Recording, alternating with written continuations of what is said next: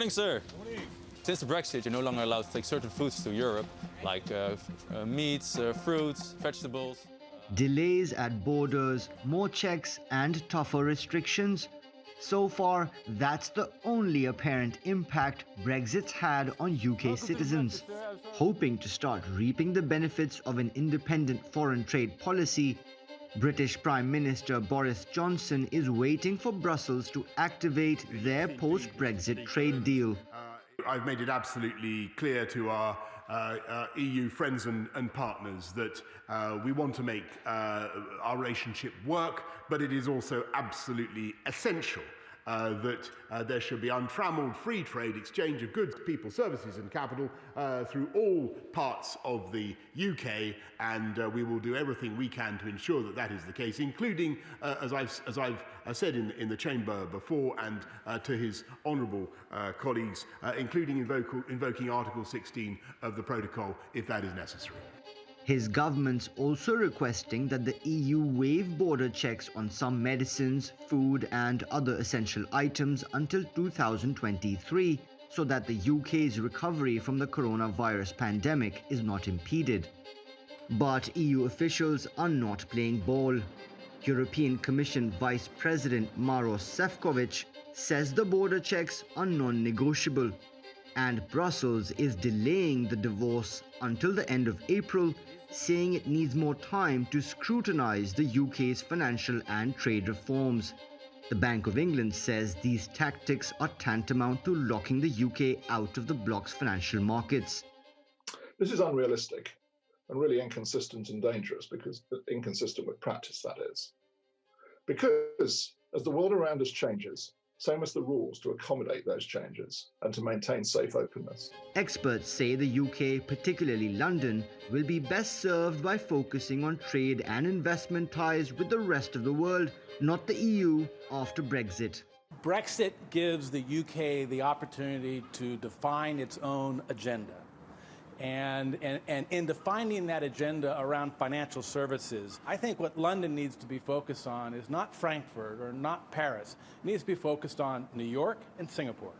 And if London can stay competitive with New York and Singapore, and think of equivalence across the Atlantic as opposed to across the Channel, I think that's how you want to drive the financial industry in the UK. But the financial hub is already losing ground to its regional peers. In January, the trade volume of Amsterdam Stock Exchange hit $11 billion, surpassing London's $8.6 billion.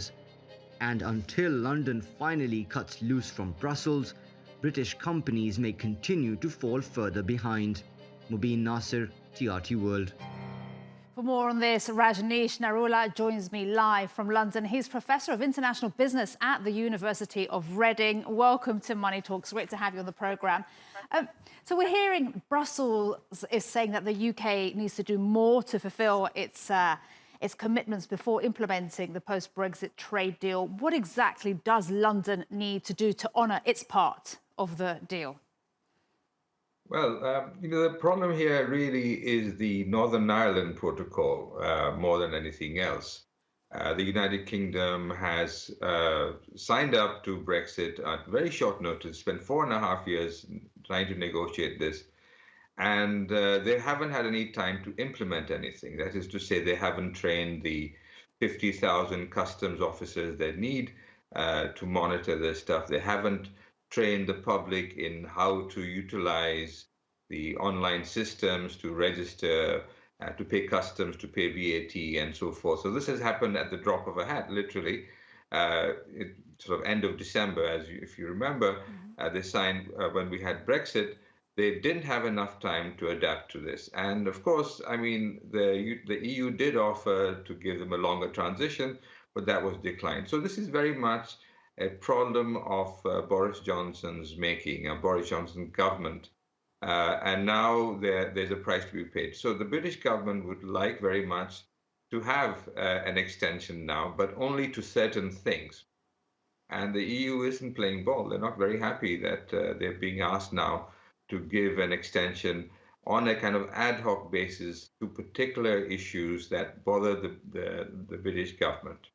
And do you think the issue of the UK wanting to delay border checks on foods, medicines and other essential items is an ad hoc issue? I mean, this is quite important. We're talking about, issues that are important during a pandemic and have a huge impact on people.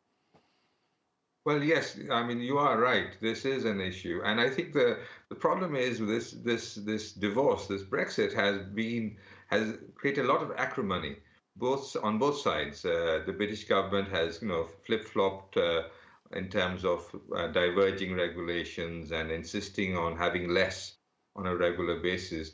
And the EU is, of course, miffed by this continuous prevaricating about what the British wanted. So there is a big problem. So both sides are playing hardball, but the EU has the advantage of being a much larger organization and a much larger economic bloc. So they can afford to be difficult.